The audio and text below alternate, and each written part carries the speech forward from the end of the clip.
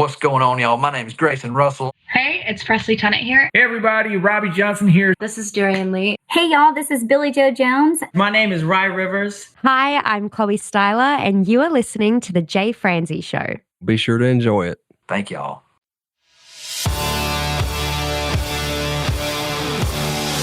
Welcome to The Jay Franzi Show, a behind-the-curtain look at the entertainment industry with insights you can't pay for and stories you've never heard.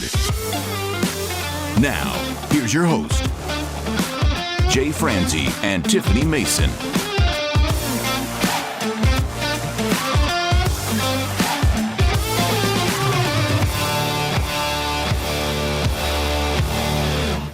And we are coming at you live. I am Jay Franzi, and with me tonight, the Morty to my Rick, my beautiful co-host, Miss Tiffany Mason. Yes, happy to be here. Excited to dive in. If you are new to the show, this is your source for the latest news, reviews, and interviews. And if you'd like to join in, comment, or fire off any questions, please head over to jfranzi.com. All right, my friend. Tonight, we have a very special guest with us. I said it once, I will say it again. We have a very special guest. We have a hard rock recording artist and manager. Hailing from the great state of Washington, we have Jesse Barton. Jesse, my friend, thank you for joining us. Absolutely. Thank you guys for having me. It is an absolute pleasure. A pleasure of ours, sir. Heck yeah. We would like to just dive right in because we only have 4 hours with you tonight. So we'd like to dive in and get as much out of those 4 hours as we can. All right, let's do it.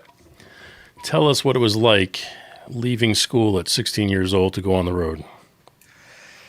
Chaotic. I was always the youngest kid in my class, but I decided I was going to graduate a year early so that I could pursue music, and convincing my parents to allow me to do that was definitely tough. I was starting to get in trouble a little bit around school and, do things I shouldn't. And so I said, screw this. I don't like going to school, and I'm just going to get this over with. So I just did a ton of credits in my summer to be able to graduate a year early. So I graduated in 2008 at 16, and I started a band. By the time I was 25, I'd signed 2 record deals and had a top 100 song on the radio and just made it happen. Well, before we get that far, how were you booking gigs at 16 years old? I was MySpace. That's all we had. We didn't have Facebook at the time. Reverb Nation was kind of like a huge thing back then where you could go upload a track or whatever, and it was kind of like the artist version of MySpace, so to speak. Everyone had a profile. You'd get messages on there to come play a show, but really it was a lot of word of mouth. If it wasn't a MySpace message, it was word of mouth. Heck, we played a lot of really random stuff, like people's birthday parties or an open mic at the church, or I was working for Hot Topic at the local mall, and we had this thing called the local static where they'd get these bands in the area from all the different Hot Topic stores to come in and do acoustic sets at the store. So some of those were my first gigs. Did that help you learn how to build a following? The retail job that I had, I got really good at talking to people and networking through that. And so, it all helped. Even if there was 5 people in the crowd, it all helped. It teaches you what not to do. It teaches you what you got to do better. A lot of it was just trial and error when I was a kid. And when I started this whole thing, I just wanted to play in, our quote unquote local scene in Spokane, opening for my favorite bands. That's all I wanted to do. Well, tell us more about that.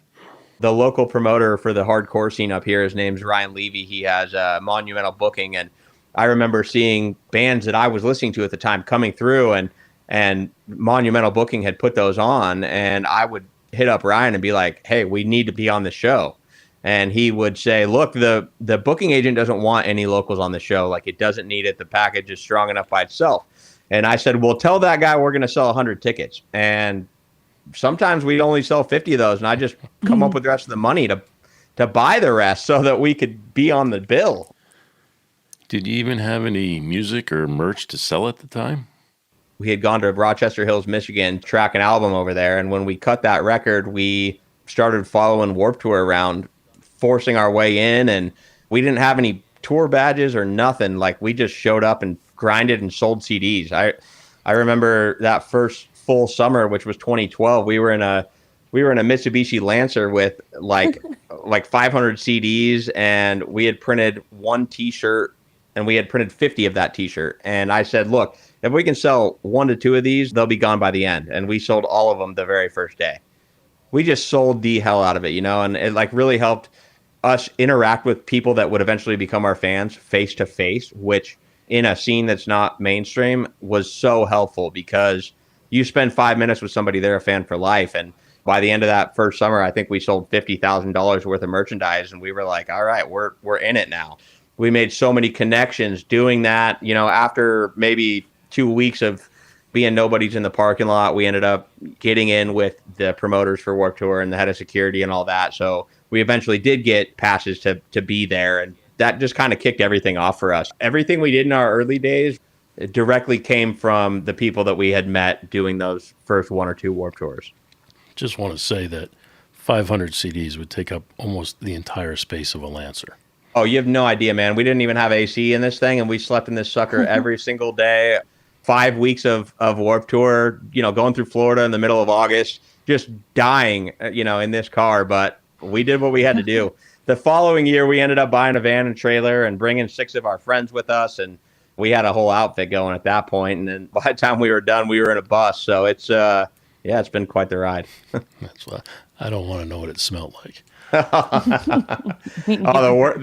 I got a funny story about that. At one point in our first van, we had this little mini fridge between the front 2 seats, and I'd stripped all the seats out of the back, and we'd built this like bunk deal, that it would fold up into seats. We had 7 of us sleeping in the back of this thing, like 5 on top, 2 underneath, and this little mini fridge between the front 2 seats, and there was like some orange juice in there, and that sucker got unplugged while we went and did our thing at Warped Tour, completely spoiled, and we never got rid of that smell. I mean, that smell was in the van until we sold it like 6 years later.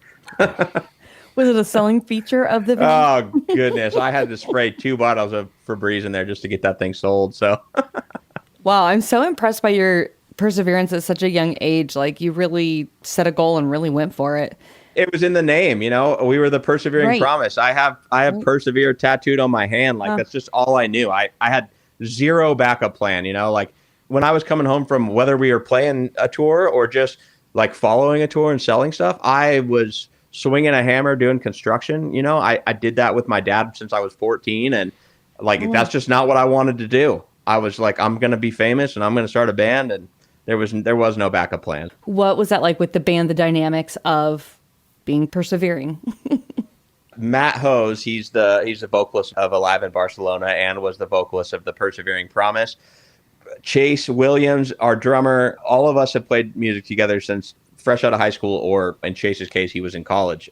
Matt and I both had type A personalities, and we both thought we were in charge for the longest time. And it made it a little tough. But eventually, I think he realized, like, I was getting pretty damn good at this, especially the development of our band and our image and branding and all this stuff. And so he eventually did kind of take a back seat, but he has always been like my right-hand man. In fact, I've never done anything professionally that did not involve those two.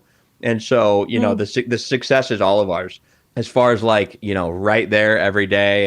And Matt really does come up with the core elements of the original idea of a song. And I have taken those from there, put them in Pro Tools and produced the music. So it's yin and yang. Like, we can't do it without each other. So at what point was it that you guys had your first break? Man, it's been so long now that it's hard for me to remember exactly, but I want to say that we had done like 2 months of touring in maybe 2013 or 14. I guess maybe it was actually that 2012 year. We did 2 months of touring, and we had met some dude. His name's Jordan Washam. I'm actually still buddies with him today, but I had reached out to this band on MySpace called The Paramedic. I tried to set up a show with them because this guy, Jordan Washam, was like, hey, hit this band up. You can play shows with them. And this band was like, tell that son of a, SOB that he owes me money. And like, they were coming at me about it. And it's just kind of funny looking back at it now, because eventually after we got all that out of the way, we ended up doing a tour with them. And then we ended up doing like a 2-month tour all through the eastern half of the US. And like, I'm from a small town in Idaho. I'd never been anywhere over there, like at all. So, you know, we hopped in a van and trailer and started doing this thing. And I remember the shows were not doing super great. At one point we had like $50 left in this little mic envelope that was kind of paying for our gas money and stuff. And the show that we were supposed to have that night was in Atlanta, Georgia. And we got word 30 minutes from the venue that the show was going to cancel. And we had like, I think 10 days until the next tour started. So we had just put that last $50 in the tank and now we're straight broke and we got nowhere to be for 10 days. And out of nowhere, I get a text from my dad who said he had met up, like reconnected with some old high school buddy who had a place in South Carolina that he was going to flip. He was about to fly out there and we were like 45 minutes away. I don't know, maybe we were further, but we were within driving distance. So we ended up going and staying at this place and like mowing the grass and painting stuff and whatever for a week. And we're getting fed, we're getting beer, you know, which is all we really gave a shit about at the time. And basically made enough money to like get to the next tour and finish it out. And, you know, I'm like, Dad, we'll see you back home in a month. And we finished that thing out. And through that tour, a label called Pavement Records, who they had Tantric and some other bands that they were kind of washed up radio bands, but they still like were names that we knew and we didn't know any better. So we're like, yeah, this is our big break. Let's sign a record deal. And that turned out to be an absolute nightmare. But at the time it did kind of feel like our first big break. You know what I mean? What was the nightmare? Oh man. So I have learned a ton about contract law since then.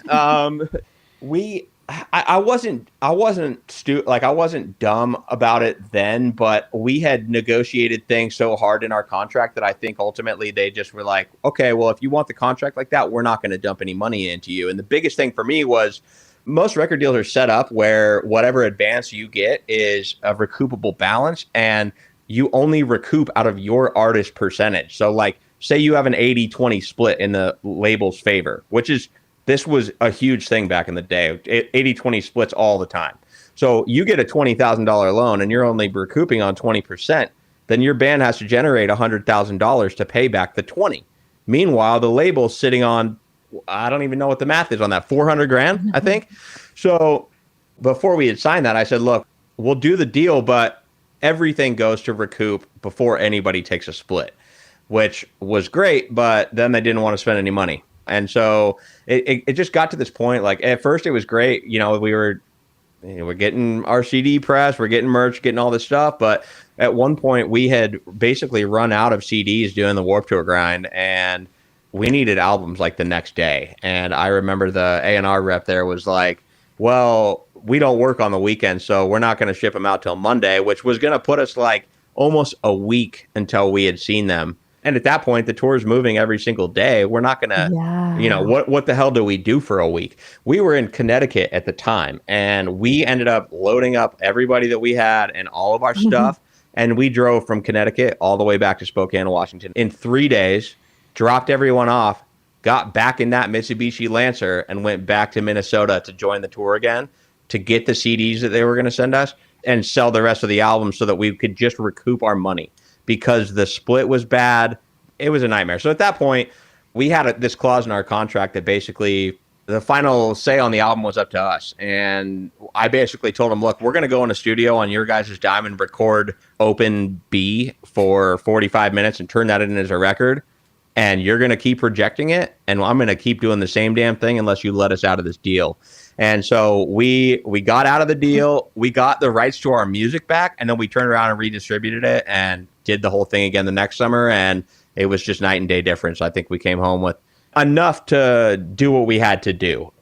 So again, even when you make mistakes and it goes bad, like you're still learning so much and learning what not to do. Yeah, that's where it went sour, but I knew what to look for on the next record deal. All right. Well, before we get to the next record deal, you mentioned earlier going to Michigan to record. Yeah. So can you describe what that recording situation was like at that time? Yeah, so the guy's name is Matt Dalton. 37 Studios is the name of the studio, and there was a band that we were, they were really big in the scene that we're from at the time. They're called Chiodos, and Craig Owens is the vocalist of Chiodos. And Craig Owens had partial ownership of this studio. They had recorded there. Another band called I See Stars had recorded there. And again, I think this is still the MySpace days. So I think I had found an email address or something on MySpace and reached out to Matt Dalton. And I'd never been to a real studio, at this point. And so I basically convinced my dad to give me $400 to give me a deposit to get that studio time locked in. And the college radio station in Moscow, Idaho, which is the other place that I kind of bounced back and forth from, Anthony Saya was the DJ's name. And, he was all about helping us from the beginning. He flew out with us. The band flew out. We went and sat in the studio in Michigan for 21 days and made our first legitimate album, which was really cool.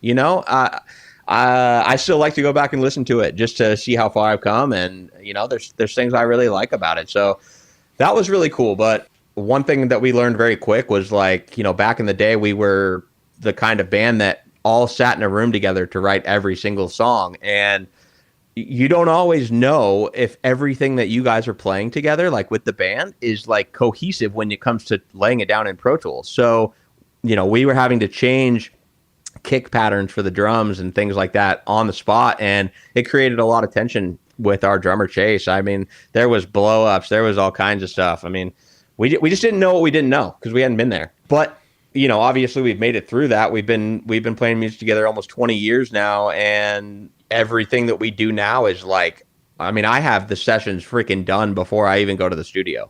I have everything done and everything memorized. And there's a part of it that I miss because just being in a room with your buddies and hashing a song out start to finish, there's so much more feeling in the writing process. But the end product, especially if you're trying to be in a commercially viable space, the end product is so much cleaner and better when you've hashed it out on Pro Tools before you even get in a room and play it for the first time together.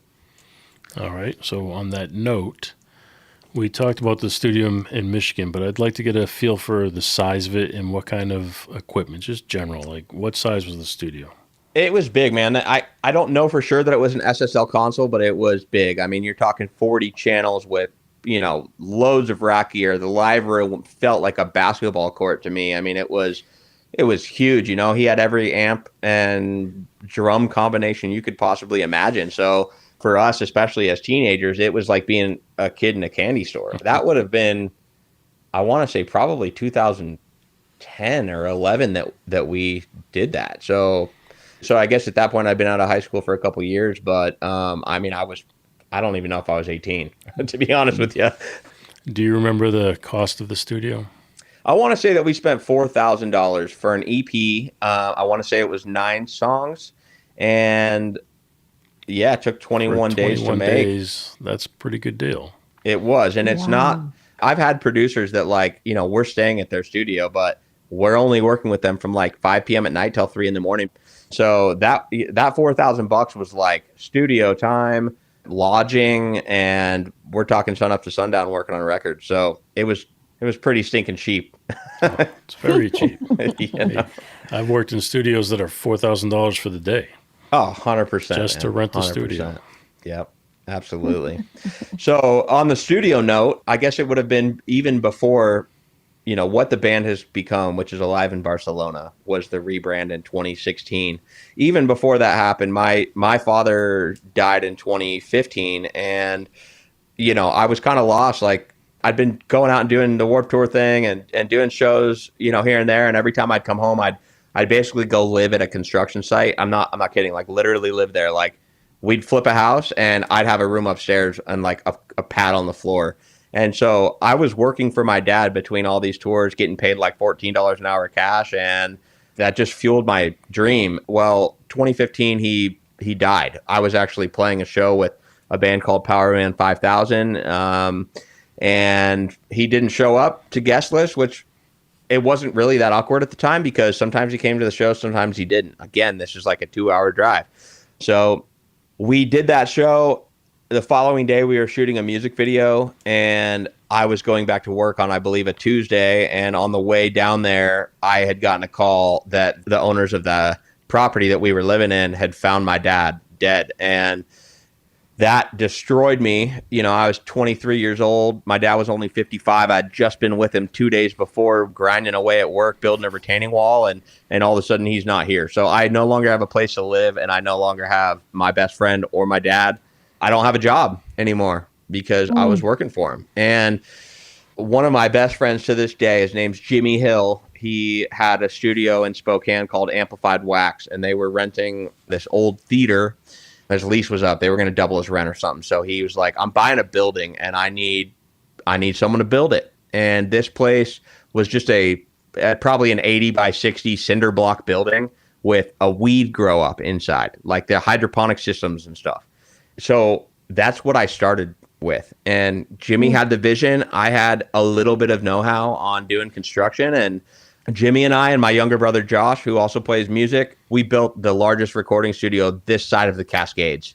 And that studio's still there. We built that sucker into a multi-million-dollar studio, and now every band that has come in and out of that studio, I've had a small part in. So that's been pretty cool. You know, having a place to record locally, being great friends with the producer. Every time I walk in there, I get a smile on my face, you know? Now that leads me to the next step. But before we go there, sorry for the loss, sir. I appreciate it, man. It's, I'll tell you what, I was just partying and playing music for years. And, you know, when that happens, you have to grow up really fast. And, you know, my mother was still, you know, my mom was still alive, but my parents divorced when I was young. And for a lot of years, my mom and I had a really hard relationship, and that didn't necessarily help. So I had a place to go, of course, but I felt like I lost everything. Luckily, you know, over the years, you know, as I've gotten older and smarter and realized that I don't know everything, you know, my mom and I did rekindle our relationship and had a wonderful relationship. But unfortunately, this whole thing has happened to me again. My mom and my mom's mom just died in October on the same day. And it was, again, out of nowhere. Like, my grandma we knew was coming. My mom was completely unexpected, and it's happened to me again. This time, I'm not flat on my back. You know, I've got my own family, and yeah, man, life is hard, and luckily I've had music to help get me through that and get the things that I feel and hear, you know, out on paper, and to let me heal. All right, so take us to the more recent music, the recording of that. Tell us about the studio time there and what it was like recording the newer music. That's the studio that I built. That is Amplified Wax in Spokane. And, you know, since then we've had huge artists come through. Tech Nine came in there, did some songs. A band called Memphis May Fire, which is a huge band in the rock scene that I am a part of. Their vocalist is from here. They came in there and did some drum stuff. I've brought Escape the Fate and Born of Osiris through the studio. Zed, you know, the guy that wrote Clarity, came in there to arrange the song in the studio. You know, so we've got platinum plaques on the wall now. It's pretty cool, but that's where I was. In fact, I went to the studio March 7th to do a Linkin Park cover because I just missed doing it like I was. And I was like, you know what? I haven't seen Jimmy in a while. Let's get in there and do something. And I wanted to shoot video for that. So I hit up my friend Dawson, who plays in a band called The Ongoing Concept. And he was like, hey, should we bring a fog machine? And I'm like, dude, we're just doing Instagram stuff. We don't need that. And Jimmy is still mad from when we shot the Back to Life video because he always claims that the fog machine's got, you know, like grime all over the amps and stuff. And I had said that to him like a week before, or maybe it was 2 days before. And then the day that we woke up to go, I got a notification from Facebook showing 10 years ago to the date I'm in that studio recording with Jimmy, and Dawson is doing the video, and that's the studio we built in Spokane, Washington. It's become world class. We actually had Carl Tatz, who Jay, I saw you might be friends with. Carl Tatz came up and did the Phantom Focus system in that place, and it's incredible. It's a wonderful place. All right, let's talk about Carl for a second. Okay. Carl, previous guest of the show.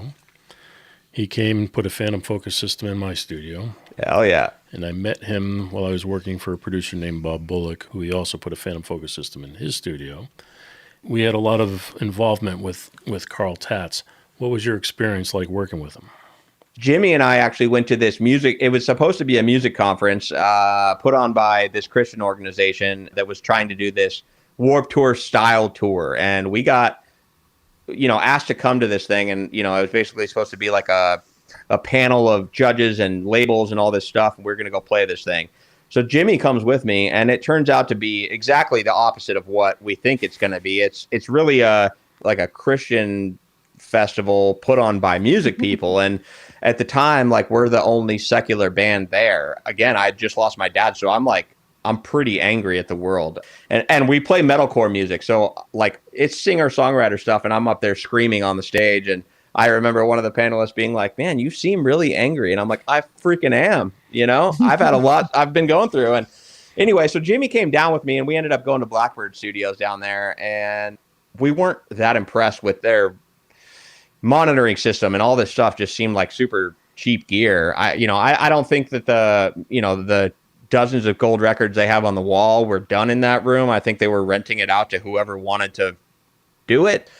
And I guess through that experience, Jimmy was like, had either heard Carl Tatz's name or he knew him in advance or something. And when I was at this conference, my brother Josh and Jimmy ended up going to Carl's setup and hearing a Phantom Focus system in person. And I wasn't there, so they're just coming back to me like, "Oh my God, this is the most amazing thing you've ever heard. It's like being in a fishbowl of sound." And I'm like, "Cool, man, whatever. I'll take your word for it, I guess." And when we finally got that studio built, he had Carl come up, and I got to sit down there and listen to the Phantom Focus system for the first time. And he was not lying. It is an unbelievable experience, man. It's like, Carl comes in with these lasers and, sets the speakers up directly for the height of the engineer. And, if you have a chair that moves up and down, like, you bolt that stinking thing in place so that it can't move up and down, so that laser focus is always correct for the engineer. And it's like the most badass thing to do. Go sit in that chair at the studio and play some music and just have it literally be like you're inside of the mix. It's crazy. So, like, thank you, dude. Your stuff is awesome. He is impressive, and I mean, he put one in my house, and it sounded awesome. Yeah, Jimmy has now got a Phantom Focus system at his house as well, so he can do mixes at his house, and Carl came and put that one in too. Yeah, it's crazy. I mean, Miss Tiffany, you had the opportunity when we were at Bob's studio, when you heard his music, it was through a Phantom Focus system as well. Mm-hmm. It's pretty wild. Yeah, I was having flashbacks just listening to the conversation. I was thinking, that's why Bob was so excited about that chair and exactly it's crazy, where it man. was. Yep. Mm-hmm. Yeah, it's crazy. So the studio itself, the one that you built, can you tell us what it is now you do when you go in there, what work you do out of it?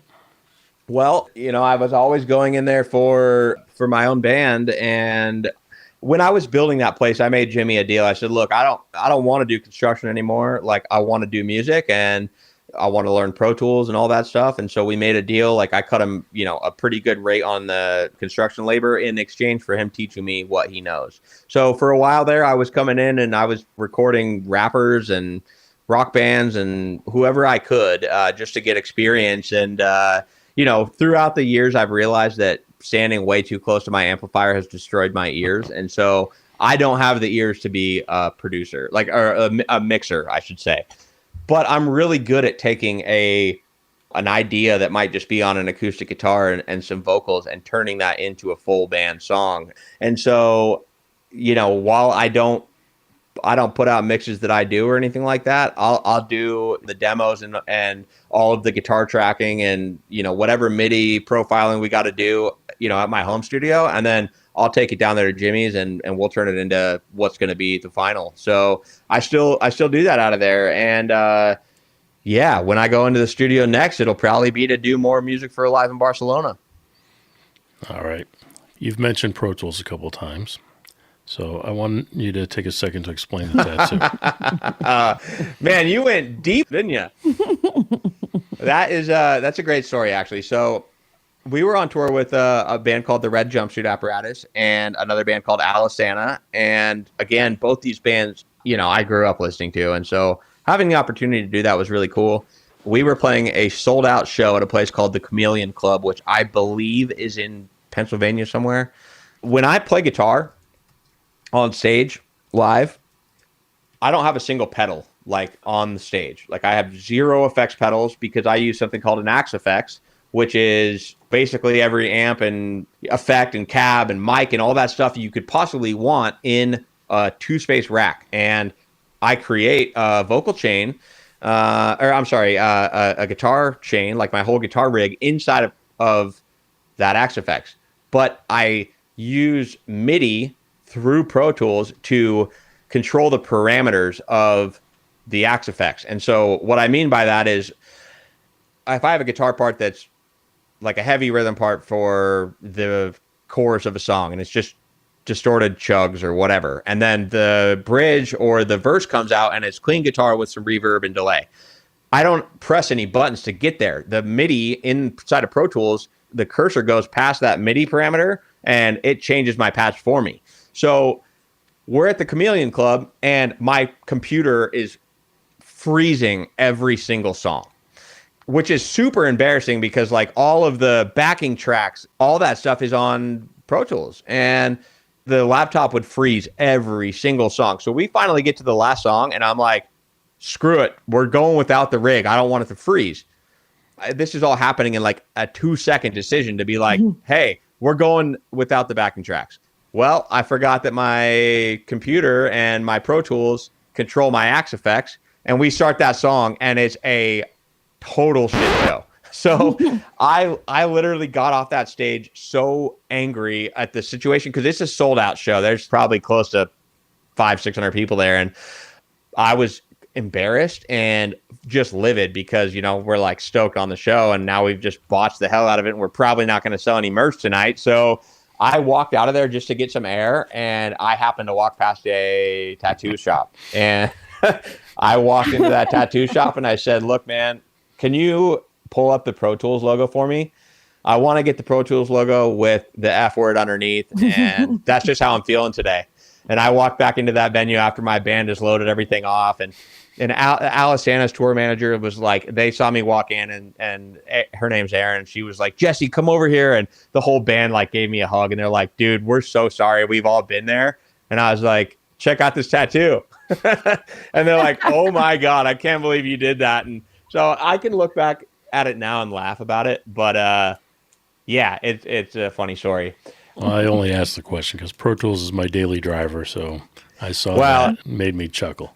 It's my fault because I was basically taking our sessions, and running all of my plugins on the channels and, running like, 15 different tracks at the same time. And so my CPU was just like the processing was through the roof. And so like literally the next day we had an off day, I bounced everything down to as many, baked all the plugins right onto the tracks and I've never had an issue again. I don't know if I would ever trust any system to run like that at a live show. Yep. Live and learn, man. Live and learn. Ooh, that's got to be rough. What's crazy is I did that for like, 6 years and I never once had my computer freeze on me like that. Yeah, it was just a weird thing. It happened every single song and then it never happened again. Of course, like I said, I baked all the plugins and everything in, but yeah, it's been solid for me since. I know a couple of my buddies will run Reaper live because the processing power is so minimal compared to Pro Tools. And a lot of people use Ableton or Logic, and Pro Tools is what I know. So, that's what I'm sticking with. Yeah, I'm with you. It's the same way. I mean, that's all we use in the studios. So, all right. So let's move forward to the second record deal. Okay, so again, Dad died in 2015.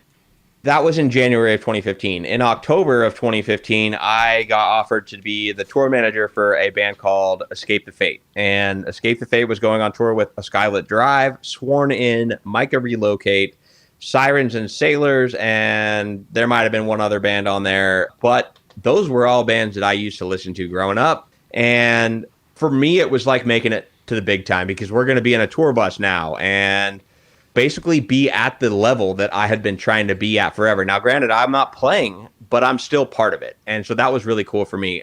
But through that experience, I realized that, like, you know, Jay-Z has a line that says more money, more problems. And it was so true.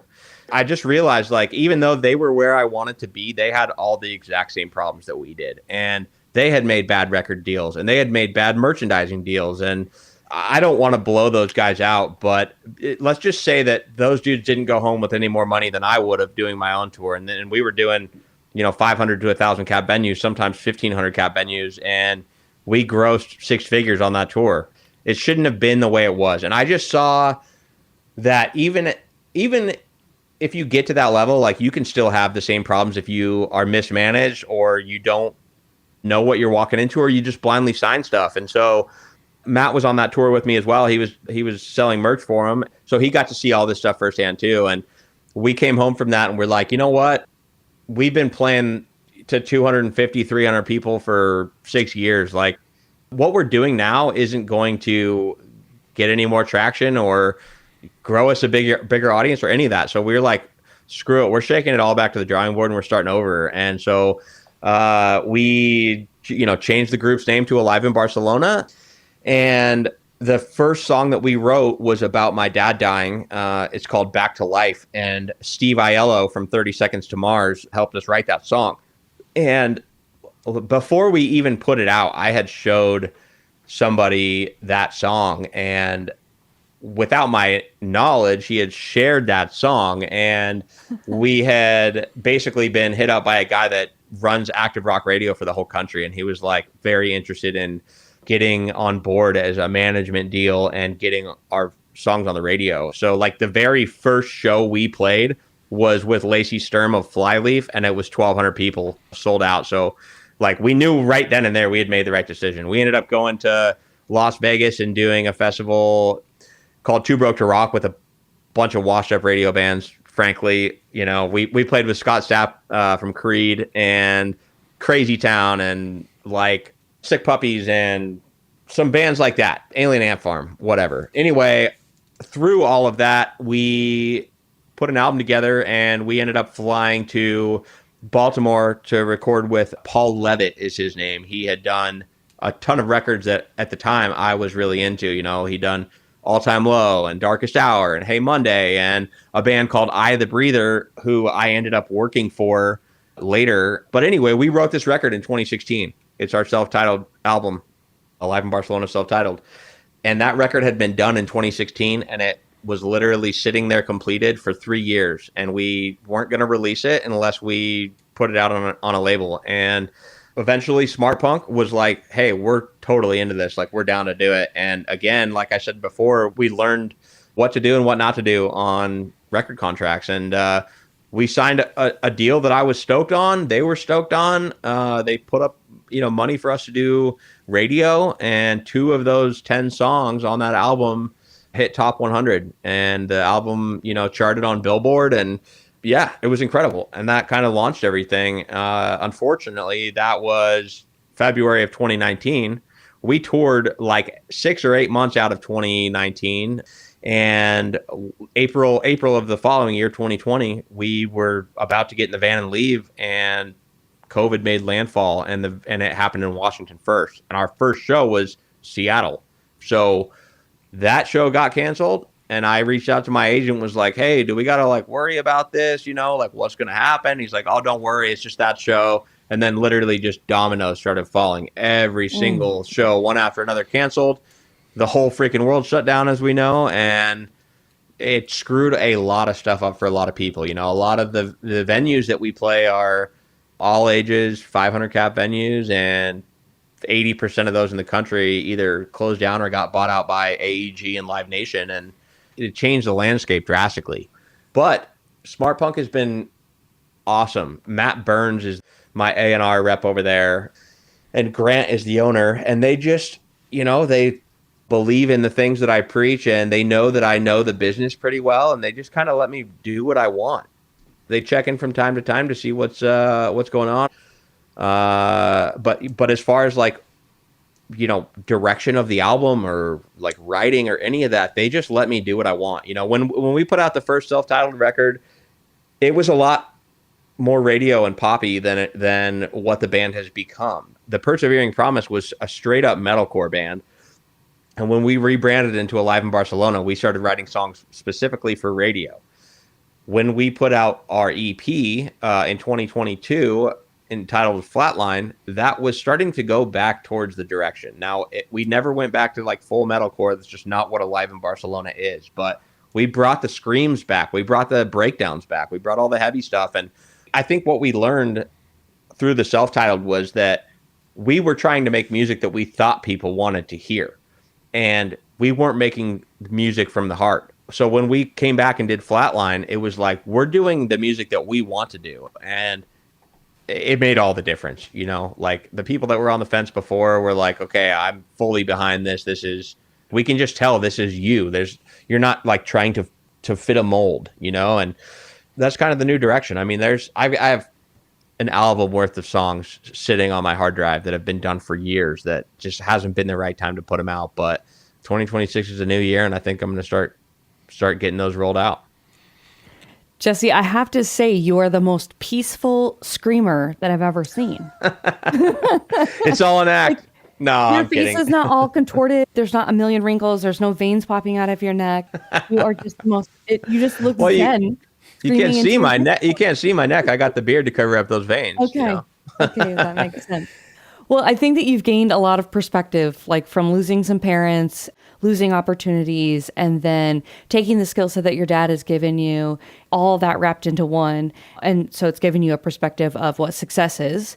And so now you're working with some artists. You've been working in this great studio. Can you tell me, how has it changed your perspective, seeing both sides of the business as an artist and as helping to develop artists? How has it changed your perspective on the business itself overall? Well, let me back up a second to what you said about success. And the biggest thing that I learned through all this is that success is relative. Like there is no benchmark for, hey, you've made it now. Like it all depends on the person in the band, like again, for us, when we started, it was, I just want to play with my favorite bands when they come through my city. And once we had done that, then it was, all right, we want to go play a big festival in front of 5,000 people. And then we did that. And then it was, all right, now we want to tour nationally and we want to sign record deals and all this stuff. And it's like, the bar just keeps raising. But I have done the coolest things that, like in my life and through my band and music, has brought me to the craziest places. And I've done so many badass things that most people could only dream about. Like my band got a private tour of NASA. Like I literally have a picture with Victor Glover, who's going to space in like 2 weeks. I have a picture with him in his spacesuit with just my band members and him, because music brought me there. And so success is totally relative, but my perspective I've almost had more life experience than most people will by the time they're 80, because I've, both good and bad, because the band has brought me to really awesome places, but also because I've lost parents. And so there's been highs and lows, but I think that the perspective that I've gained through doing all of this and through loss and all of that has allowed me to be level-headed and stop wasting energy and time on things that don't matter. And my bad record deals, for example, in the past, where having those experiences allowed me to work with the artists that I do and show them what potholes to avoid, and also make the connections to, through my own band. This is a two-way street. I've made connections in my band that have allowed me to streamline somebody else's career.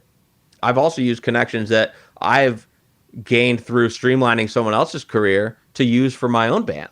So I think that when you're on the outside and you're only an artist, and this might change at a certain level or a different music scene or whatever, but the kind of music scene that I'm in, if you're just an artist, you're always just trying to fight for attention of the people that are the key players. And when I started getting into the manager role of that, and through all the business that I've done for my own band, I finally kind of broke that and was able to kind of see around the curtain and gain an audience through fellow artist managers and booking agents, etc. And that has helped me exponentially, both for my own band and for the artists that I represent. One of my good friends. Her name's Melanie Miliato. She actually lives in Nashville. She books some of the largest bands on the planet, and I would not have that contact if it wasn't for representing artists on the management side. But yeah, I think ultimately, through all the things that I've gone through in life, through music and my personal life, like, I just don't have time to waste in the wrong places anymore. Yeah. I just want to cut through the BS and just get down to the things that matter. You mentioned having the amount of wisdom that you do, and I think that's because you've lived not only hard but fast. So you've experienced a lot of things in a short period of time.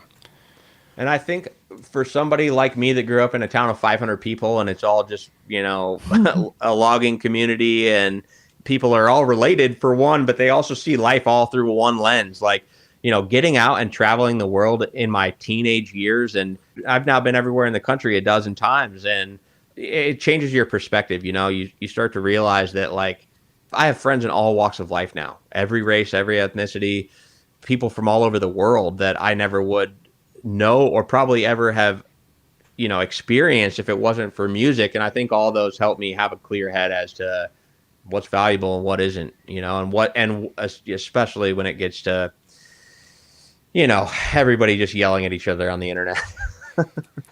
All righty, sir. Well, we do this thing here we call Unsung Heroes, where we take a moment to shine the light on somebody's work behind the scenes or somebody who may have supported you along the way. Do you have anybody you'd like to shine a little light on? Well, my wife is definitely, number one. Like, the first year that my wife and I were dating, I didn't see her for the first, I saw her 6 months out of the first 1 year, because I was just on the road traveling and doing God knows what. And she stuck it out, man. Like, we've been through hell together, but she has always supported me. I mean, she, like, literally from the time I was, when we were in the Persevering Promise in the early days, and the first time I went out to hustle on Warped Tour and all that, like, she stayed at home and held it down while we went on tour. Like, and when I was broke on tour, she would work in a coffee job, but, send me money to keep going and to keep living the dream. And she's been there, like, from then to the tour buses and, the success and the radio singles and all that stuff, and so we're coming up on, I think this is year 9 this year, and of marriage, and yeah, she still supports me in whatever I want to do.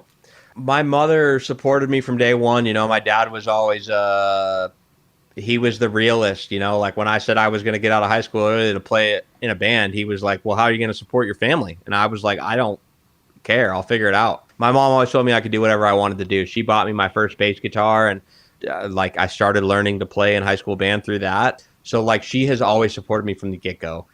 But as far as, like, in the music scene goes, I would definitely say my buddy Jimmy Hill. He who owns that studio. Him and I have been doing music together now for 15, 20 years, and I was there when his first daughter was born. We used to have to shut the power off upstairs in his house because his studio was in his basement, and the power at the studio would trip all the breakers upstairs. So we'd shut all the breakers off, and we'd go down there and make music all day. And his wife, Mandy's amazing. She'd have this newborn baby, and, like, we'd just be down there BSing for hours. And eventually she'd open the door and be like, can I turn the microwave back on now? We're like, oh crap, she's in the dark up there. Like, we totally forgot, and I've been with him through multiple studios now. And now this amazing studio, Amplified Wax, that I had a hand in building and get the privilege to, record out of. He's just been incredibly helpful. And I love the dude. I'm grateful to have been a part of his journey and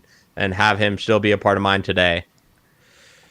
Yeah, Joel Wanasek would be another one. He's a mixing engineer in Wisconsin, and he runs a Ultimate Recording, or URM, Unstoppable Recording Machine, and Nail the Mix. Joel's been amazing to me too. He did the mixing on my band's last material, and he also does mixing on Scarlett O'Hara, which is the band that I manage. And yeah, he's just been a cool dude and a good friend. And on that note, have a good night. Thanks for listening to The Jay Franzi Show. Make sure you visit us at jfranzi.com. Follow, connect, and say hello.